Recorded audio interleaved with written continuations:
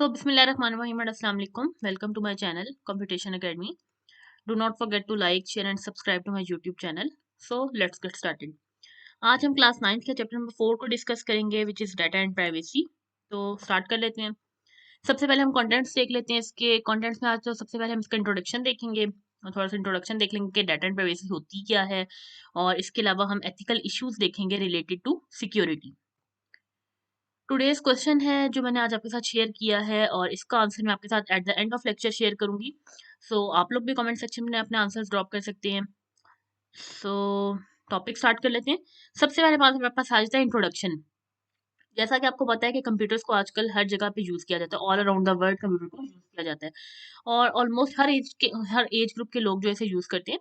तो अक्सर हम अपनी पर्सनल इंफॉर्मेशन जो होती है जो है वो लाइक हम अपना डाटा जो होता है, पर्सनल इंफॉर्मेशन जो होती है कंप्यूटर सिस्टम को देती है, ठीक है।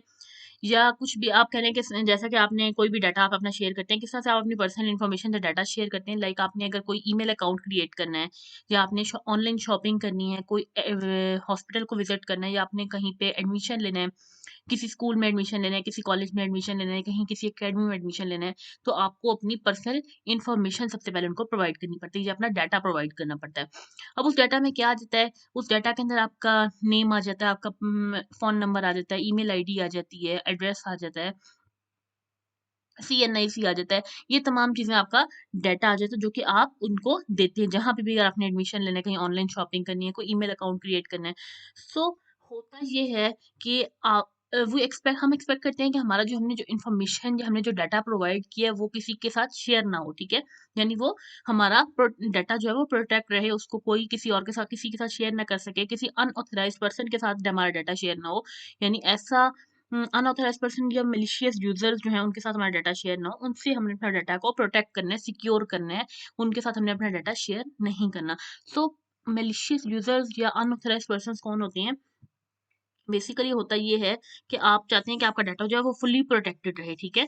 तो उसके लिए मैलिशियस यूज़र्स मैं आपको बता देती हूँ। सबसे पहले कि मैलिशियस यूज़र्स कौन होते हैं? आपका कोई ऐसा डाटा जो आप दूसरे लोगों से सेफ रखना चाहते हैं, प्रोटेक्ट रखना चाहते हैं, मीन्स कि आप कोई दूसरे लोग आपके उस डाटा को यूज़ ना कर सकें या एक्सेस ना कर सकें उस डाटा को, उनको हम मैलिशियस यूज़र्स कहते हैं, या फिर हम उनको कहते हैं कि अनऑथराइज्ड पर्सन्स होते हैं, ठीक है? सो डाटा प्राइवेसी की उसने डेफिनेशन एक आपको बताई, आप देख सकते हैं कि protecting data from malicious user is called data privacy और इंफॉर्मेशन प्राइवेसी। मैलिशियस यूजर से अपने डाटा को प्रोटेक्ट करना, सिक्योर करना कि वो उस डाटा को यूज ना कर सकें, एक्सेस ना कर सकें, उनको हम क्या कहते हैं, डाटा प्राइवेसी कहते हैं। उस चीज को हम क्या कहते हैं, डाटा प्राइवेसी या फिर इंफॉर्मेशन प्राइवेसी।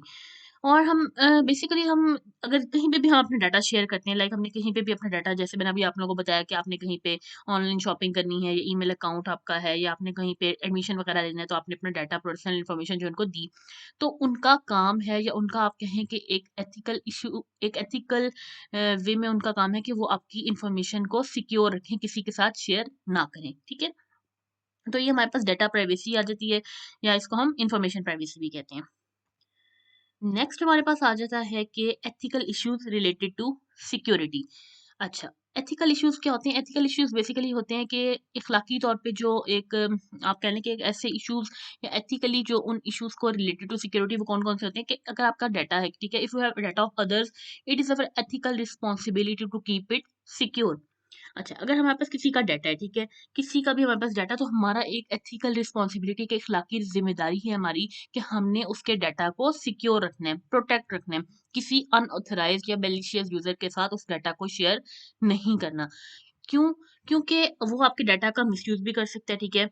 सपोज़ कर लें कि लाइक अगर आपके पास किसी का डाटा है, आप लाइक मैं आपको इस तरह से बता देती हूँ, एग्जांपल दे देती हूँ कि आपके पास आपने कहीं पे एडमिशन लिया, तो आपने उनको जो जितनी भी इंफॉर्मेशन प्रोवाइड की है, आप उस इंफॉर्मेशन, उस ऑर्गेनाइजेशन का एक एथिकल रिस्पॉन्सिबिलिटी है कि वो आपकी डाटा को सिक्योर रखे, प्रोटेक्ट रखे, ठीक है, किसी के साथ शेयर ना करे, ठीक है। So some of the data security issues, आज कुछ हमारे पास डाटा सिक्योरिटी इश्यूज हैं जिनको हम इसमें डिस्कस करेंगे। कौन कौन से डाटा सिक्योरिटी इश्यूज हैं? सबसे पहले हमारे पास आ जाता है कॉन्फिडेंशियलिटी एंड प्राइवेसी।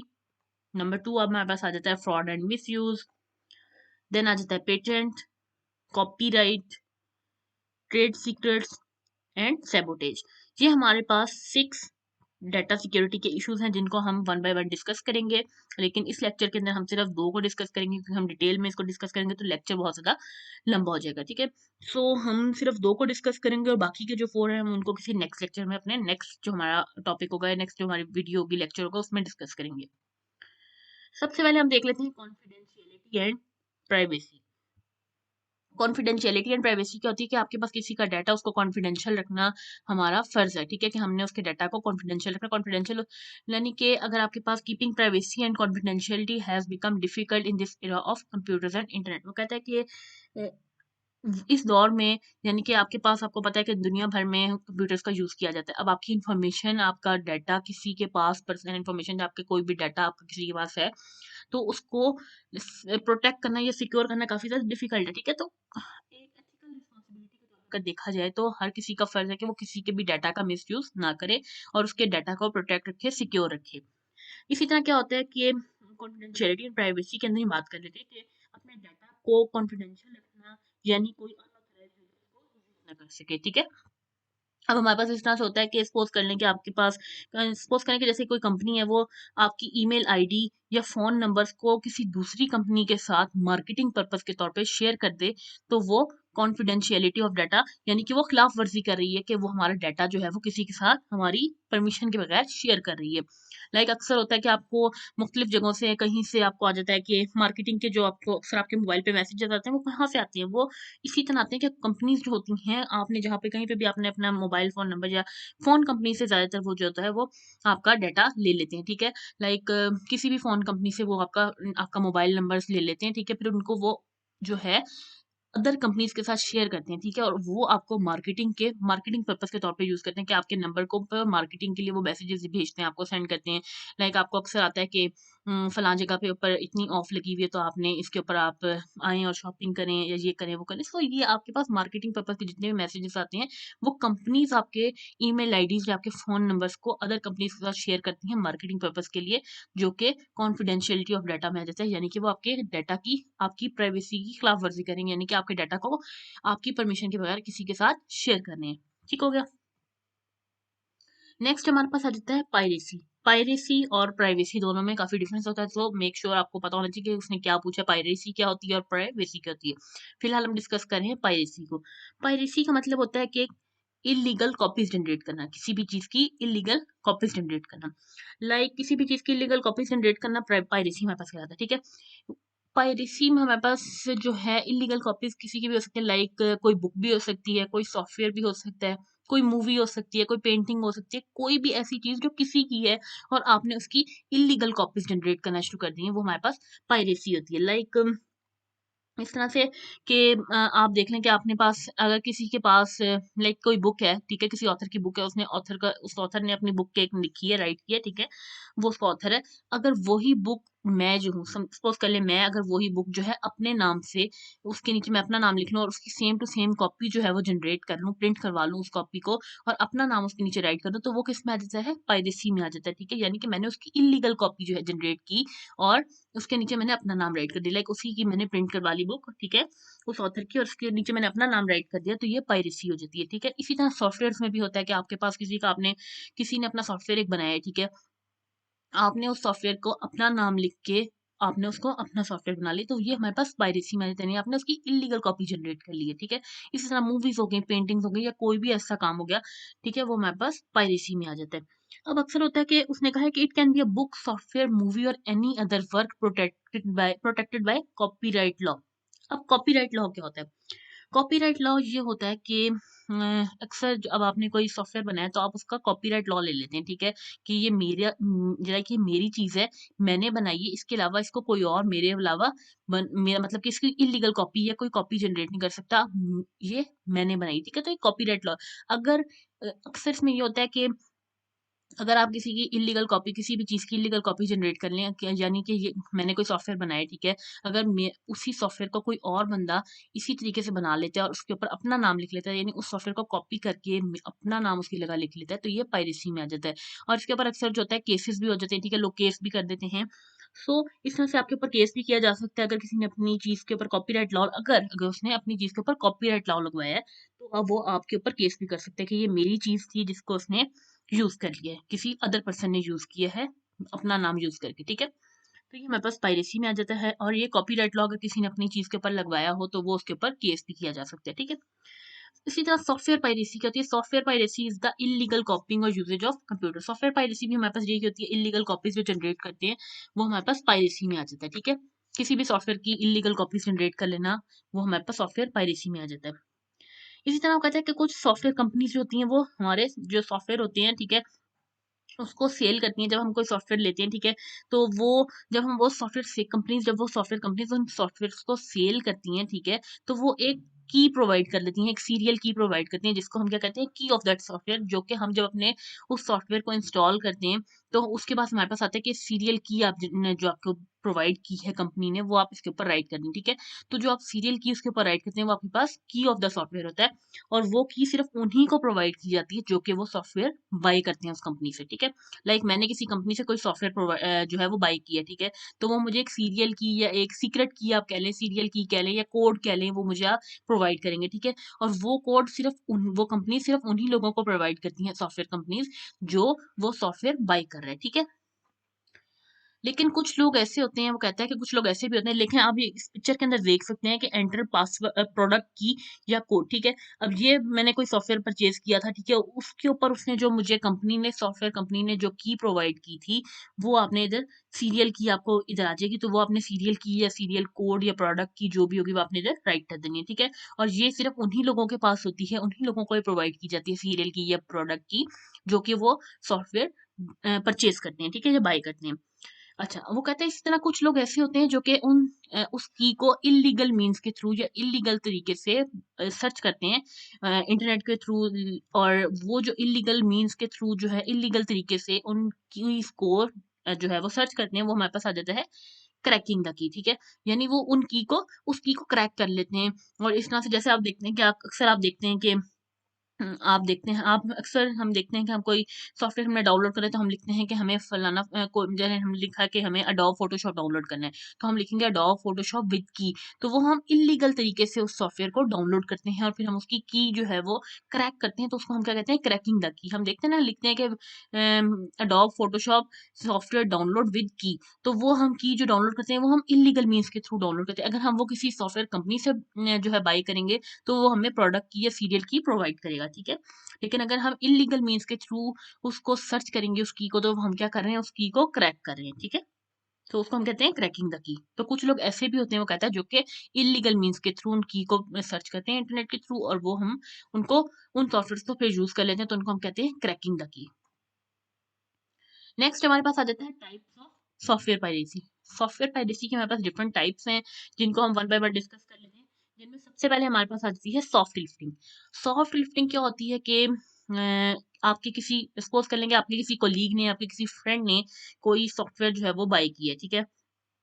अब आप क्या करेंगे कि आप उसे कहेंगे कि उसने तो बाय कर लिया सॉफ्टवेयर, ठीक है? आप उसे कहेंगे कि यही सॉफ्टवेयर मुझे भी थ्रू यूएसबी या थ्रू किसी भी यानी कि मुझे यूएसबी के थ्रू ये सॉफ्टवेयर मुझे भी दे दो, ठीक है? जब आप उससे वो बोरो करेंगे या और उसके बाद आप उसको उससे उधार ले लेंगे, बोरो करना मीन उधार ले लेंगे, ठीक है? उसने तो वो सॉफ्टवेयर जो है वो बाय किया था, ठीक है? आपने उससे वो सॉफ्टवेयर उधार लेके उसको अपने जो है वो पीसी के अंदर इंस्टॉल कर लिया, ठीक है? तो इसको हम क्या कहते हैं? सॉफ्ट लिफ्टिंग कहते हैं। यानी कि किसी ने तो बाय किया था कि आपके किसी कलीग ने सॉफ्टवेयर बाय किया था और आपने उससे बोरो करके उसको अपने कंप्यूटर के अंदर इंस्टॉल कर लिया उस सॉफ्टवेयर को, that is known as soft lifting, borrowing and installing a copy of a software application from a colleague. This is known as soft lifting. Then हमारे पास आ जाता है नेक्स्ट क्लाइंट सर्वर ओवरयूज।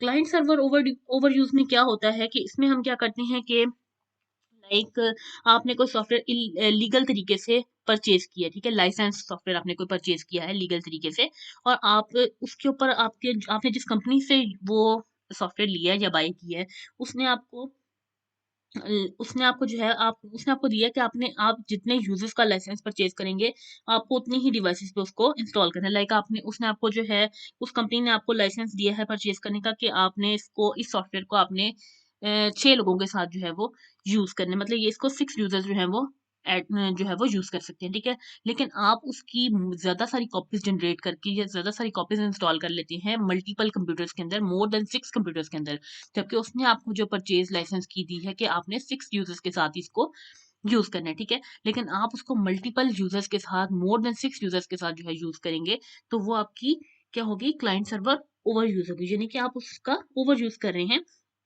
अगर आप उसको मल्टीपल डिवाइसेज़ पे more than 6 users के साथ अगर यूज़ कर लेंगे या मोर देन 6 डिवाइसेज़ पे उसको यूज़ करेंगे, तो वो हमारे पास क्लाइंट सर्वर ओवर यूज़ में आ जाता है, यानी installing more copies of the software that you have licences for, ठीक है? तो ये हमारा हो गया client server over use. Next हमारे पास आ जाता है hard disk loading. Hard disk loading क्या होती है कि कोई सॉफ्टवेयर इंस्टॉल करना और उसकी अनऑथराइज्ड कॉपीज़ को सेल कर देना मार्केट में, ठीक है? वो हमारे पास आ जाता है हार्ड डिस्क लोडिंग के अंदर। देन हमारे पास आ जाता है काउंटर फिटिंग। काउंटर फिटिंग क्या होती है कि किसी भी सॉफ्टवेयर की इल्लीगल कॉपीज़ जनरेट करना और उन कॉपीज़ को मार्केट में सेल आउट कर देना, ठीक है? डुप्लीकेट कॉपीज़ को सेल आउट कर देना मार्केट के अंदर, जिनके ऊपर कॉपीराइट भी होता है, ठीक है? तो वो हमारे पास आ जाता है काउंटर फिटिंग के अंदर, duplicating and selling software having copyright, यानी कि ऐसे सॉफ्टवेयर जिनके ऊपर कॉपीराइट भी है और वो उनकी डुप्लीकेट कॉपीज़ को मार्केट में सेल आउट कर देना, वो हमारे पास उन सॉफ्टवेयर्स को सेल करना काउंटर फिटिंग में आ जाता है। देन हमारे पास आ जाता है ऑनलाइन पायरेसी। ऑनलाइन पायरेसी क्या होती है? Typically involves downloading illegal softwares, यानी कि इंटरनेट से इल्लीगल सॉफ्टवेयर्स को डाउनलोड करना हमारे पास ऑनलाइन पायरेसी में आ जाता है, यानी कि जो आप इल्लीगल सॉफ्टवेयर जो हैं वो डाउनलोड करते हैं इंटरनेट के थ्रू, वो हमारे पास ऑनलाइन पायरेसी में आ जाता है। तो ये हमारे पास कुछ टाइप्स थी सॉफ्टवेयर पायरेसी की। देन हमारे पास आ जाता है fraud and misuse. Fraud and misuse में क्या होता है, जैसा कि आपको पता है कि आजकल ऑनलाइन वेज से बहुत से लोग जो है वो आप फ्रॉड्स करते हैं, ठीक है? बहुत सारे फ्रॉड्स होते हैं ऑनलाइन तरीके से, ऑनलाइन वेज से काफी सारा फ्रॉड होता है। वो क्या होता है कि लाइक अक्सर आपको मोबाइल फोन पे मैसेज आता है कि आपका बैंक जो बैंक की जो एटीएम है आपका, बैंक अकाउंट है आपका, वो हैक हो गया है, या आपका बैंक अकाउंट जो है वो, या आपका जो एटीएम कार्ड है उसको ब्लॉक कर दिया गया है, तो आप इस नंबर पे फ़ोन कॉल करें, तो आपको डिटेल फिर वो आपसे क्या करते हैं, अक्सर लोग जो है जब आप उसको उस नंबर के ऊपर कॉन्टैक्ट कर लेते हैं, तो फिर वो आपका डाटा आपसे लेते हैं कि आप अपने जो है अकाउंट नंबर बता दें और पासवर्ड वगैरह बता दें, तो वो आपसे जो डाटा लेते हैं वो फ्रॉड्स में आ जाता है, ठीक है? तो ऐसे तमाम मैसेजेस जो आपके मोबाइल फ़ोन पे आपको रिसीव होते हैं, सब फ्रॉड होते हैं, ठीक है? लाइक अक्सर आपको ये भी मैसेज इस तरह से भी फ्रॉड आपके साथ किया जाता है। फ्रॉड एंड मिसयूज़ क्या है कि कोई फ्रॉड और मिसयूज़ होता है कि आपकी किसी भी चीज़ का मिसयूज़ करना, गलत इस्तेमाल करना, ठीक है?